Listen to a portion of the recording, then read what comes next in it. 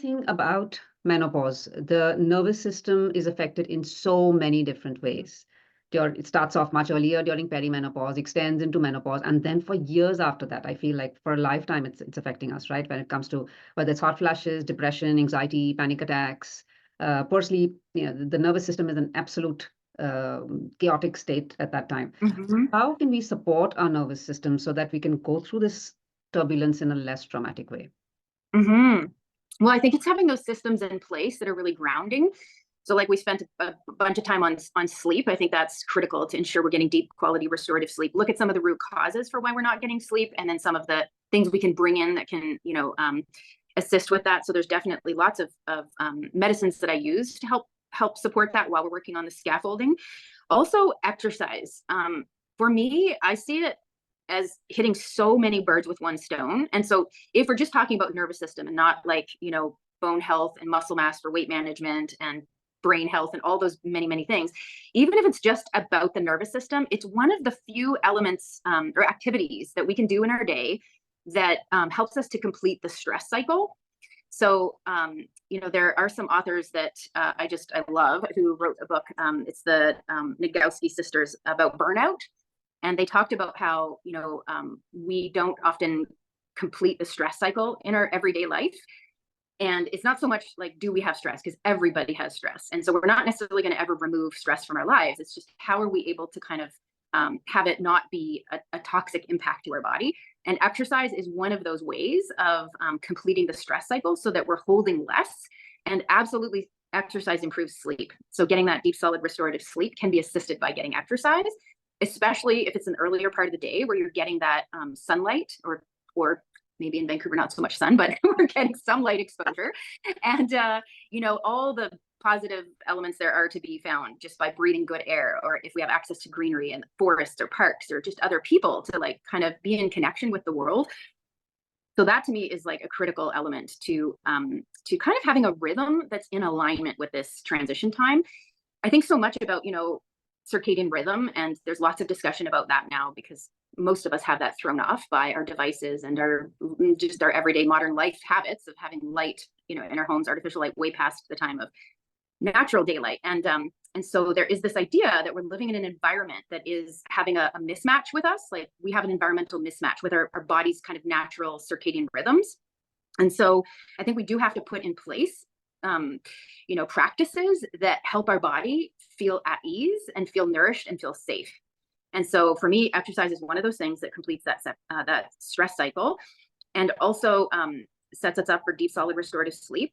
I think also unresolved trauma or, challenges that show up in relationships can really benefit from counseling. I think most of us can be assisted by having, connection with friends that we can share with, but also I think it's indispensable to have someone who is trained in giving you feedback that's not coming from, a place of complexity because they're not engaged in relationships. So while friendships and community are critical, it's nourishing, and it's necessary to be accompanied in this life by other humans, I do think counseling is really a wonderful, adjunct to having some ease through the transition for our nervous system.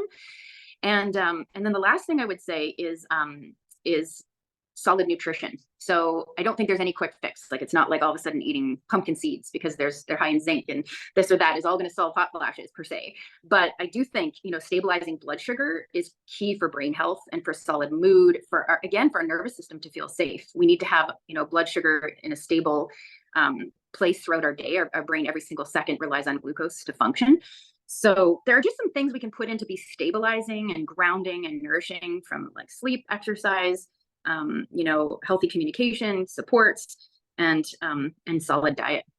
Absolutely. And that seems like a lot of work, but I guess once you put them in place gradually over time, everything else becomes much easier. So most people, I guess, do find this a little daunting, the fact that they have to work on every aspect of their life. But as you mentioned, there is no magic pill and there is no quick fix. And there's a range of toolkits available. And I think we just have to choose the little parts and make sure that all the wheels fit in together.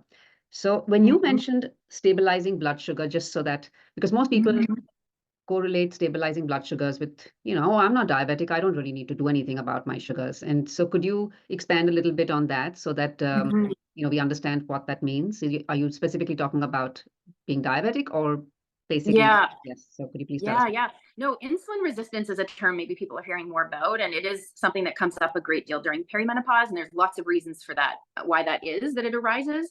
And it can be responsible for weight gain. So I often find people can be quite motivated to look under the hood of insulin resistance when it comes to having an impact on weight management. And so it's really just about how we don't arrive at like diabetes all out of the blue. There's like a continuum. So you don't go from 0 to like 120 kilometers an hour without first passing through, 60, 80, 100.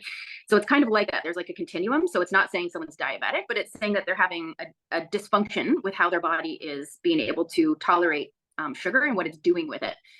And so things like having good quality fats and high protein at every single meal is key for stabilizing blood sugar. So it's not just like I am absolutely all for increasing plant foods and especially vegetables in diet, but also at perimenopause, protein is really critical for helping with muscle mass and also providing amino acids that go into making our neurotransmitters, like those feel-good chemicals that help with mood and motivation and energy and focus and concentration, all of those things. So yeah, stabilizing our blood sugar with our diet is really fundamental to keeping kind of a stable amount of energy and focus and even mood, reducing anxiety, has an impact on depression.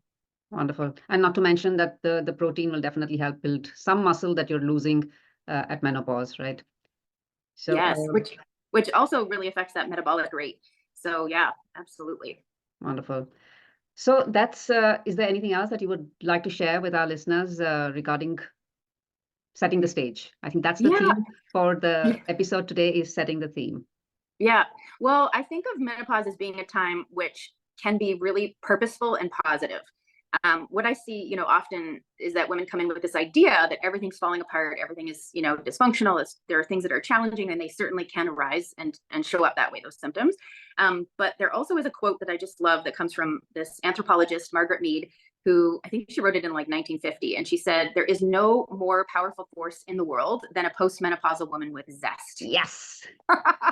And I think that's what we don't hear about. We have all these representations of like our skin changes and our hot flashes and all of the things that, go wonky along the way. But just like I was kind of saying with puberty, like on the other side, a girl becomes a woman who has the capacity to bring life into the world. Like there's a reason we go through these transitions.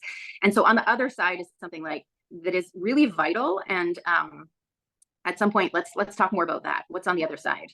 Well, the other side, and I think the other side is something, we talk about not knowing what's on the other side as if it's death. It's literally like that, right? Yes, we do not know what's on the other side of death. There are theories, but we don't know what's on the other side of death, or is there another side to death? But the way we speak about menopause, but that on the other side is in our control, right? The other side, research on the other side is in our control, and it's a pity that we don't have that kind of research focused on menopause as there is, let's say, on fertility or puberty or anything else. So that's probably something that the globe needs to work on. So anyway, so that's it for now. I'm sure we'll have a lot more to discuss in more episodes because we've touched on a few things, but I would love to get deeper into each one of them, but that's our time's up for today. So this brings us to the end of this episode. And thank you so much, Dr. Heidi, for joining us today and for sharing this invaluable information with our listeners. Thank you. Oh, you're so welcome. Thanks for having me.